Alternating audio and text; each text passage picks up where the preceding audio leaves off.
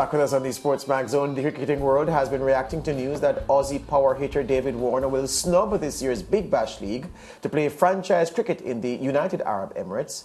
Aussie legend Adam Gilchrist has been very vocal about the issue, commenting on the potential dangers of cricket's monopolisation by the IPL. In an interview on Australian radio station SEN, Gilchrist said, quote, "They, Cricket Australia, can't force Warner to play in the BBL. I understand that. But to let him then go off, or another player, let's not single out Warner because there will be other players on the radar. It's all part of this global dominance that these IPL franchises are starting to create, given they own a number of teams in the Caribbean Premier League.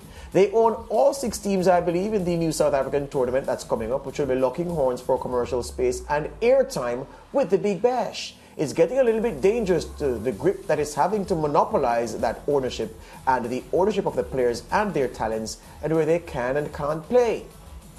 Trying to get some Aussie in it, but I abandoned it. Joining us to delve further into this issue is that man of cricket, Fazir Mohammed. Welcome again, Fazir. Good to be on the show as always, George. Is Gilchrist making sense? How should I put it? There's a saying in Trinidad and Tobago, do so ain't like so.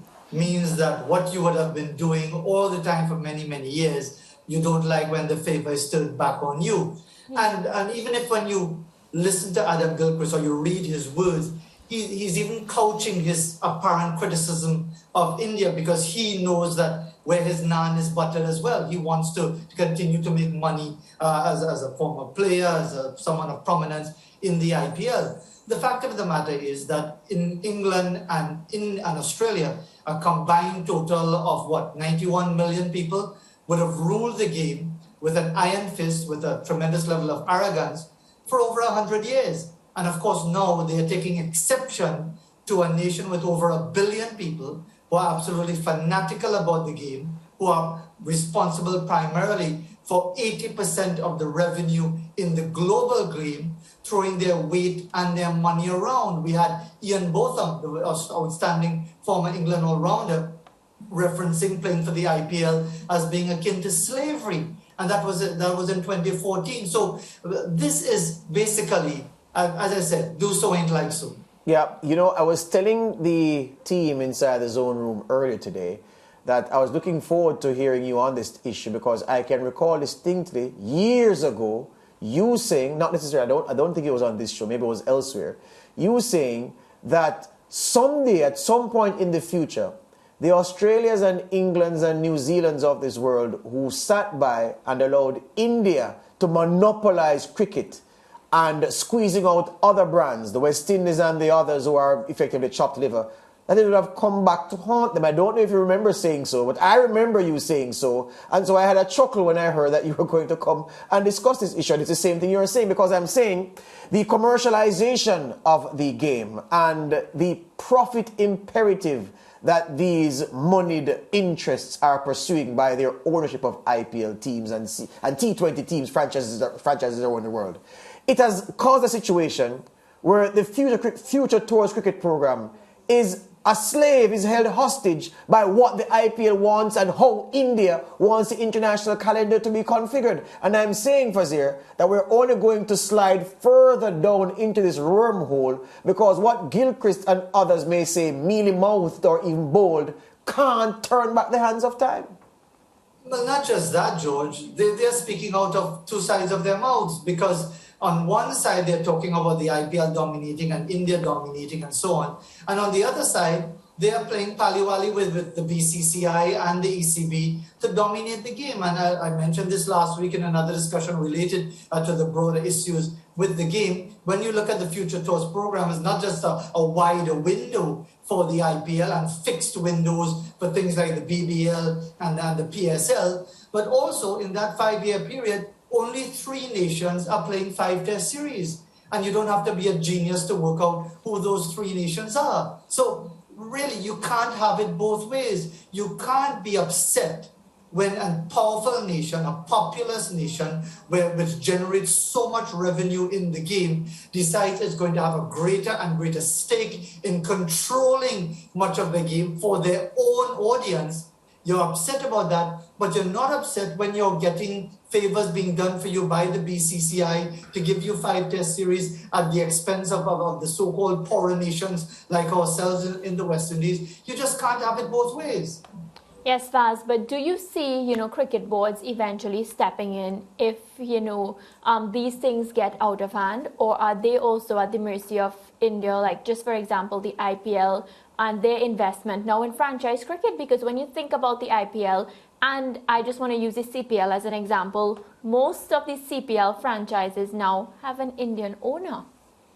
Yeah, Mariah, I think we need to be careful the way we're presenting this, because I've heard this reference before, the great monster of India, and India controlling like pirates coming in and sailing in and taking everything and so on.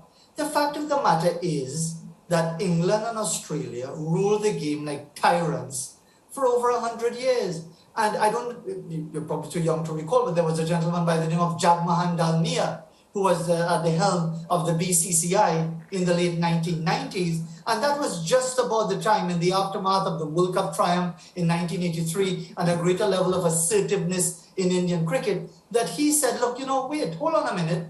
We are going to be ICC meetings, to be lectured by you all, to be treated like doormats, when we are the ones providing all the funding in the game. Yeah. That can't be right. And because he stood up, and because he started to speak out, and because he started to throw his weight around, he was referred to as the great demon of the game. And I remember being told by notable personalities in media in the international game that Dalmia has to be stopped. So again, for those who see Indian cricket as pirates raiding everywhere and taking what they want, basically they are just doing what the English and the Australians would have done for so many years without any challenge. Yeah, and what I'm hearing you say, Faz, is that we have to remember too that Adam Gilchrist had played a lot of IPL cricket for the Deccan Chargers and Kings 11 Punjab, I think. And his outburst, if you could call it that now, comes at the time when the BBL, the Big Bash in Australia, is being threatened by the South Africa T20 League, with a lot of IPL interests there, clashing and straddling from a timing perspective with the Big Bash. So it takes away some of the shine and the attractiveness of the Big Bash for the world's top T20 players. And this is when Gilchrist has a problem. Of course he would have a problem, because Australians, they're brought up to believe that they are number one. Their cultures and in sport and everything is number one. When you do something wrong with wearing the baggy green, it's akin to murder. They overreact. They make it seem that it's the most important thing in the world. Remember, there was a gentleman called Kerry Packer who bought out the game in the late 1970s. He bought out all the top Australian players at that time as well. And there was the same thing. They were called mercenaries. They were called all sorts of things. This is just another stop along the same cyclical journey.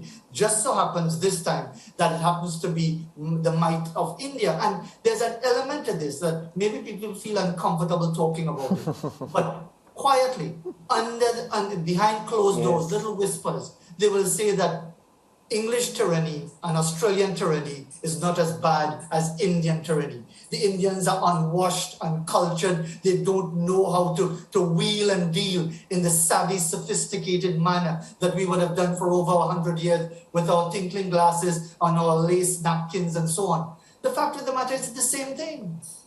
Yeah, holding the coffee cup with your pinky sticking off and holding the coffee cup, same thing. Fazir, thank you very much. The message from you today is that whoever wields the power in world cricket will act as powerful or as power wielders in the past have done. The English did it, the Aussies did it, it's now the Indians' turn. Live with it. If the West Indies get to that level, the West Indies will be doing the same thing that we're accusing the Indians, the Aussies and the English to have done. Yeah, it's what it is. Absolutely. So I'll have my pinky up as I go around. Not my cup of tea, but my cup of chai. Oh, good man. Good on you, my friend. All the best. Enjoy. Fazir Mohammed there with the analysis and going off for a well-earned cup of chai. Mariah says she loves chai. After the break, we go at the track where chai is illegal.